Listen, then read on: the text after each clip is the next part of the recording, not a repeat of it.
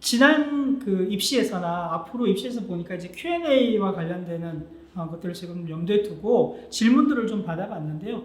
사실은 이 Q에 대한 답변이 뭐 제대로 된 답변이냐 이럴 수도 있지만 일반적인 상황으로 좀 정리를 했으면 좀 염두에 두시고 좀 보시면 좋을 것 같은데요.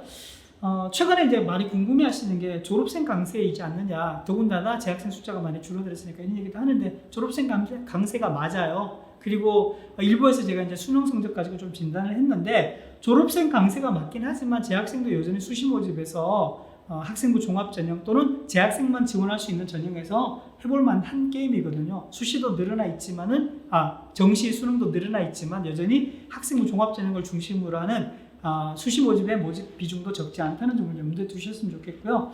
정시가 유리하나요? 유리한 건 맞습니다. 인원이 더 늘어났으니까. 하지만 수시 모집에서 준비해왔다면 최선을 다해서 좀 정리를 했으면 좋겠고요. 적성고사를 말씀드렸죠. 경쟁률이 낮아지고 그다음 커트라인도 조금 더 떨어질 수 있다는 점을 염두에 두셨으면 좋겠고요.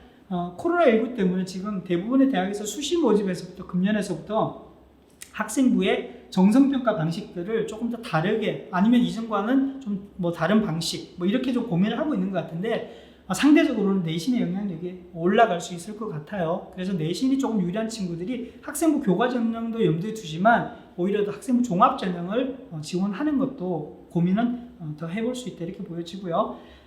개정교육과정 2015로 바뀌어져서요. 여기에 따른 수능의 변화가 2022학년도가 아니라 교육과정은 지금 고3부터 바뀌어졌으니까 2021학년도 수능에서도 적용이 됩니다. 그러다 보니까 등급 컷이라든지 점수가 이전에 봐왔던 거하고 좀 다를 수 있어요. 인원의 변화도 있지만은 교육과정의 변화 때문에 특히 수학 가형과 나형 말씀드렸죠. 지금 올해 수능은 수학 가에 비해서 수학 나의 시험 범위 자체가 조금 더 어려운 이전보다는요. 작년보다 어려운 수준이라서 내가 예상했던 등급 컷이라든지 점수가 안 나올 수 있다는 점을 좀 염두에 두고 다시 한 번 더 고민을 모평 기준으로 하든 학병 기준으로 하든 간에 영역별로 좀 분석이 좀 필요하다고 보여지고요.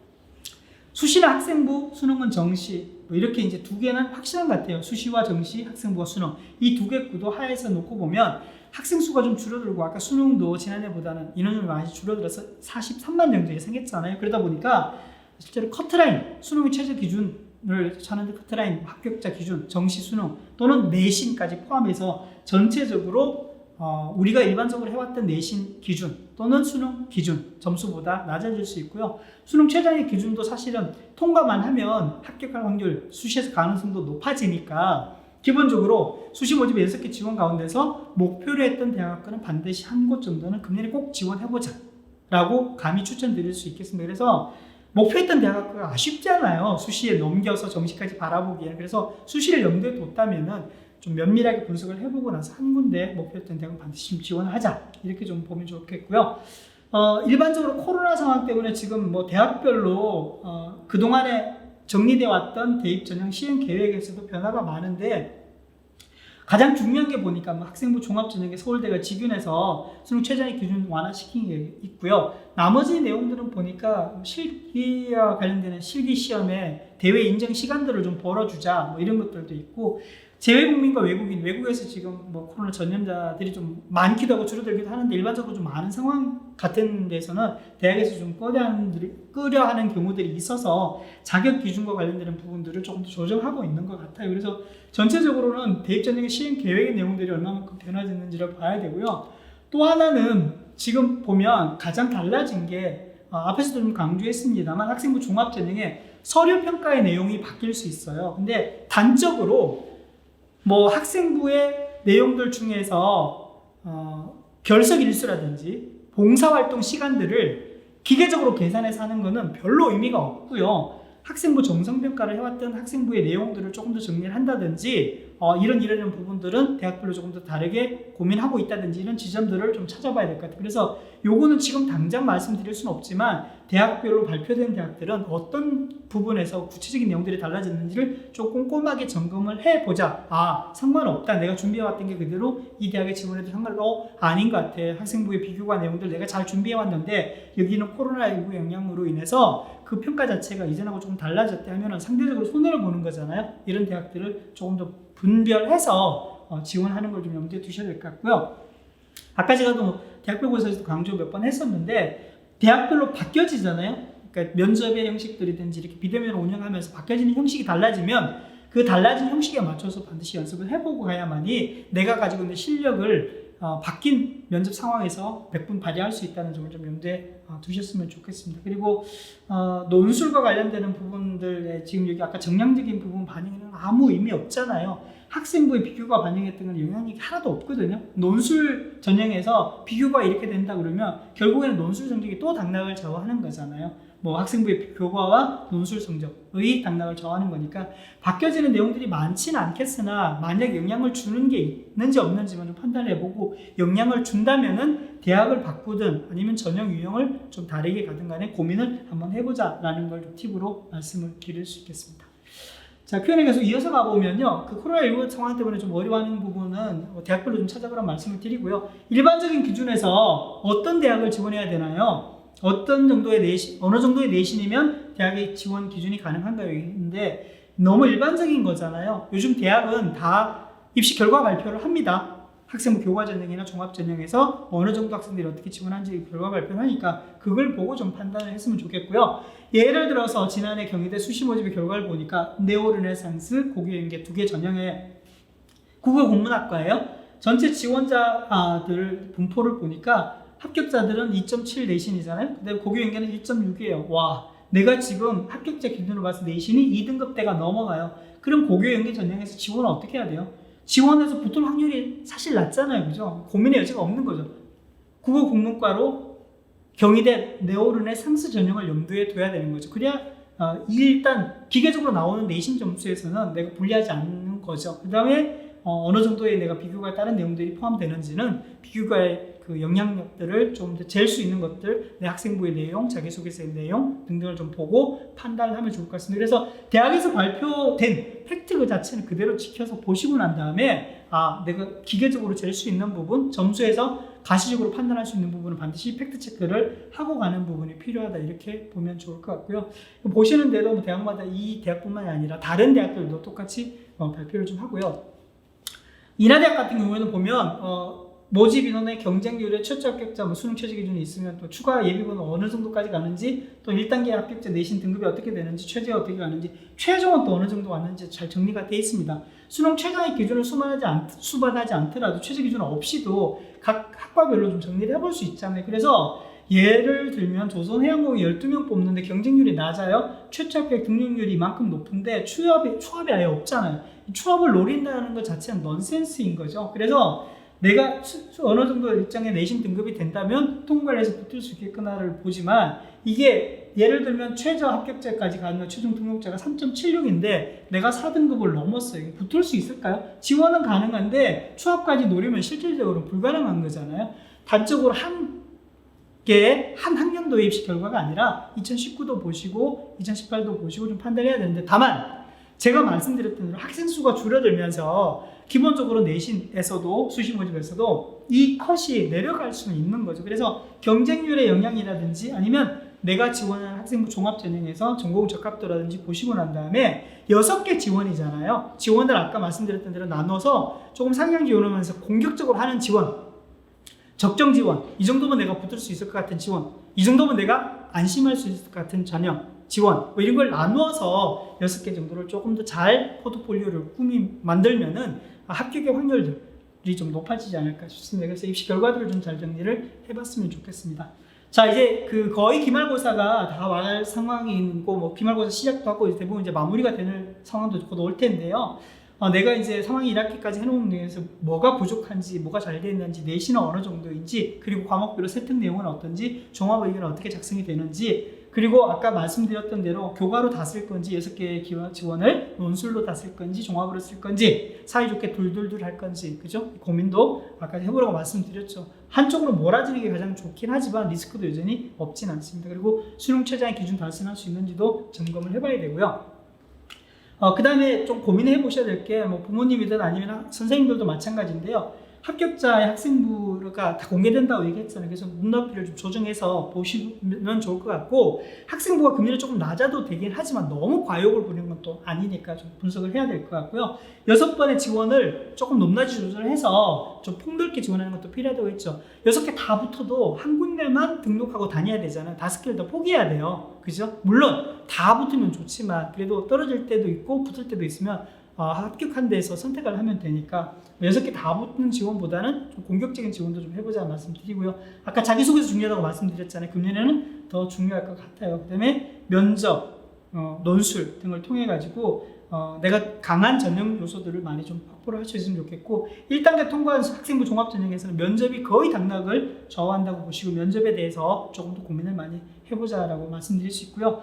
우리 학생들이 무엇보다 자신감 좀 가졌으면 좋겠어요. 부모님도 마찬가지고요. 몹쓸 뭐 이렇게 과욕을 하는 건 아니지만 그래도 수시 모집에서는 특히 이제 면접 상황도 마찬가지고 자기소개서도 저는 그런 얘기를 많이 좀 하긴 하거든요. 내가 자신감을 가지고 붙을 것처럼 생각하고 쓰는 자소서라 이건 안 될 거야 하고 소극적으로 쓰는 자소서는 그 자소서만 읽으면 보더라도 얘가 힘이 실려 있는지 없는지가 나타날 것 같아요. 그래서 자소서도 조금 더 적극적으로 의지를 가지고 쓰는 것도 필요하다고 생각되고요. 아까 말씀드렸던 대로 6개가 다 떨어지면 수시는 다 지나가버리는 시간밖에 안 되잖아요. 수능 준비하면 정시가 오는데 그렇지 않으면 정시까지 기대하기 쉽지 않습니다. 그래서 다만 한 군데든 두 군데든 세 군데든 간에 합격하고 나서 수시에 등록을 어디를 할 건지를 선택하는 게 중요하다라고 말씀을 드릴 수가 있습니다.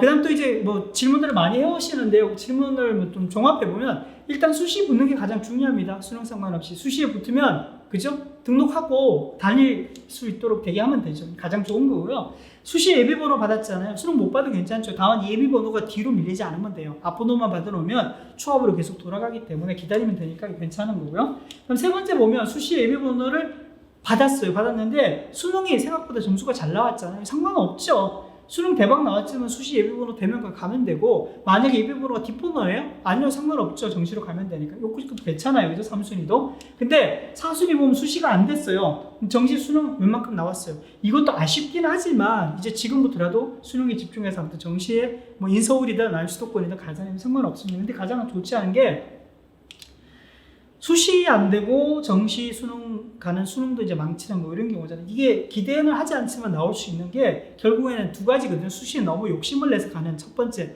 지원이 다 높은 거 있고요. 그 다음 두 번째가 수시 지원 자체뿐만 아니라 정시까지 좀 염두에 두고 가는 거 있는 거예요. 예를 들면 수시가 다 불합격되지 않도록 수능 이후에 있는 수시 전형에도 조금 더 지원을 안배해놔야만이 나중에 수능 성적 결과에 따라서도 좀 수시에 의연하게 좀 대처를 할 수 있다는 겁니다. 그래서 여기까지 좀 염두에 두고 1, 2번이 가장 좋지만 3번, 4번까지 조금 더 염두에 두고 지원을 하면 좋은데 가급적 저는 과감하게 1, 2번 정도에서 수시로 합격할 수 있는 게 최적이 아닐까 지금의 입시에서 이 고민을 하고요. 졸업생이나 정시 수능까지 좀 염두에 두고 있는 경우에는 정시의 가능성, 가능한 대학을 반드시 좀 재고 판단을 해보자 이렇게 당부를 좀 드릴 수 있습니다. 마지막 거 선택 좋지 않습니다. 네. 그 다음에 학생부 종합전형에서 평가 자료 중에서 뭐가 제일 중요하냐 봤더니 학생부 지원하는 학과와 관련된 내신 성적이 첫 번째로 중요하고요. 나머지 교과 활동들도 좀 중요하긴 하지만 가장 중요한 건 면접이 있으면 면접으로 당락을 가리더라. 그래서 지원 학과와 관련되는 내신, 그 과목의 내신, 그 다음 면접 이렇게 당락을 저한다라고 보여지고요. 요거는 한양대 내용인데요. 한양대의 학생부 종합전형에서 무월 평가 한양대는 학생부 종합전형에서 최장기 기준 없어요. 자기소개서도 안 합니다. 면접도 안 봐요. 학생부만 가지고 뽑는데 주로 보면 수상경력, 창체활동, 세특, 그다음 행동특성 및 종합의견 요것만 가지고 뽑는다고 돼 있잖아요. 그래서 학생부를 가지고 그냥 놓고 난 다음에 기다리는 게 아니라 이 학생부에 해당 항목 중에서 무엇을 보는지를 좀 염두에 두고 내가 어느 정도 강점이 있고 점수를 잘 받을 수 있는지를 면밀하게 좀 체크를 해보는 것도 중요할 것 같아요. 그러면 당락 여부를 가릴 수 있으니까요. 그래서 만약 이게 아니라면 내가 최저 기준이라든지 또는 면접을 보는 데를 선택하는 게 더 나을 수 있다는 점을 선택의 상황에서 평가 내용까지 좀 고려를 해서 지원 대학을 판단을 하자 이렇게 고민해 보면 좋을 것 같습니다. 그리고 이제 여기를 보시면 평가 요소를 또 다른 식으로 좀 정리를 해놨는데 학생부나 자소서나 학생 추천서까지도 고려할 때 일반적으로 학생부 종합전형에 사급 역량, 전공 적합성, 인성, 발전 가능성 이렇게 나누는데요. 여기 괄호 안에 나와 있는 거 지금 건대 같아요. 건국대학인데 여기는 전공 적합성과 발전 가능성을 30% 정도 보고요. 학업 역량과 인성을 20% 정도로 본다고 하는데 이게 정상평가임에도 불구하고 많이 보는 전형 역량이죠. 이 학생부 종합 전형의 평가 요소 중에서 어떤 역량들을 더 많이 보느냐면 전공 적합성과 발전 가능성이라고 합니다. 그럼 학업 역량은 없어도 되느냐? 아니죠. 기본적으로 학업 역량이 받치고 있는 기준선 이상 되는 성적이라야만이 전공 적합성이나 발전 가능성이 중요하다는 얘기죠. 다 중요하다고 보는 것도 필요하지만 어디가 더 중요하냐고 놓고 보면 외형에 나와 있는 전공 적합성이나 발전 가능성이 충분히 가점을 더 받을 수 있는 부분은 틀림없다는 점을 먼저 인지를 하고요. 한 가지 높아시면서 말씀드린 건데 학업 역량은 정말 중요합니다. 그래서 일정 정도 학업 역량이 없고 6등급, 7등급까지 내신이 내려가면 기본적으로 전공 적합성이나 발전 가능성이 아주 좋아요라고 하더라도 물음표 찍을 가능성이 매우 높거든요. 그래서 일정 정도의 학업 역량이 되지 않은 경우에는 어느 정도 학생부 종합점도 판단을 좀 해야 되는데 다른 자기소개서라든지 추천서에서 가점을 더 받을 수 있는지 여부와 상관없이 학업 역량 좀 반드시 좀 재석하고 아까 앞에서 봤다시피 지원하는 학과, 전공 관련되는 점수는 반드시 팩트 체크를 한번 하시는 게 중요하다 말씀드릴 수 있습니다. 자, 좀 마무리를 해야 할 것 같은데요. 지금까지 길게 수시와 관련된 내용들을 많이 설명하고요. 마지막 Q&A와 관련되는 얘기들은 정리를 해봤는데요. 가장 중요한 게 보니까 남아있는 시간이잖아요. 그 시간 동안 뭘 해야 되는지를 봤더니 이 말콤 글래드웰이라는 작가가 쓴 책인데요. 1만 시간의 재발견, 1만 시간의 법칙, 1만 시간의 재발견 이런 식으로 책을 좀 하나 썼는데 보니까 가장 뛰어나게 뭔가 성과를 이루고 높은 정상에 있는 사람들은 똑같은 시간을 하루에 계속 시간을 할애를 해서 한 10년 동안 하면 10,000시간에 와서 1만 시간 동안 계속 같은 일을 하면 성공할 수 있다 이렇게 접근하는 거거든요. 근데 이제 다른 측면에서 바라보니까 기계적으로 계속 하는 일반 시간보다는 내가 어떤 일을 할 때 반드시 뭘 하고 있는지 어떻게 하고 있는지 이게 맞는지 틀리는지에 대해서 의식하고 해야 된다고 하잖아요. 그래서 남아있는 시간 동안도 내가 논술을 하는 게 맞는지 면접을 하는 게 맞는지 아니면 수능최저기를 갖춰야 될 건지 아니면 자기소개서를 더 잘 쓸 수 있도록 아니면 계속 수정해야 될 건지 이런 부분 한번 좀 생각해 보시고 남아있는 시간 동안은 시간 활용을 하자는 겁니다. 수시 모집에 반드시 붙는 거 정말 제가 간절히 바라는 거고 다만 그 남아있는 기간 동안에 뭘 해야만이 내가 지원하는 수시 6번에서 최대한 합격을 할 수 있을지 그리고 목표하는 대학에 갈 수 있을지를 좀 염두에 두고 정리를 해봤으면 좋겠습니다. 그래서 남아있는 시간 동안에 최선을 다해서 대학별고사도 챙기시고요. 또 지원하는 대학을 좀 많이 고민을 하시고 해서 9월달 원서 접수를 잘 하시고 수시 모집에 2군데 이상은 또 합격을 하고 그 중에 골라서 목표로 하는 대학에 좀 가급적 합격하시고 등록을 하시고 잘 다녔으면 좋겠습니다. 지금까지 수시 모집에 관련되는 전반적인 얘기들을 상반기에 학업 역량 학생부 상반기에 치렀던 학력 평가와 그다음에 6월 모평 그리고 이제 하반기에 있는 시험도 일부 있는데요. 그까지 포함해서 수능 모의고사 정리를 한번 하고 그다음 수시 모집에 남아있는 시간 동안 어떻게 좀 잘 준비를 해서 지원을 해야 될지에 대해서 좀 폭넓게 많은 부분을 얘기를 했는데요. 가장 중요한 것은 내가 가지고 있는 수준에 맞춰야 된다는 것, 그 수준에 맞는 또 내가 가지고 있는 환경들과 좀 맞춰서 수시 지원 대학을 잘 골라서 준비를 하시면 좋은 결과가 있을 것 같습니다. 네, 마치겠습니다.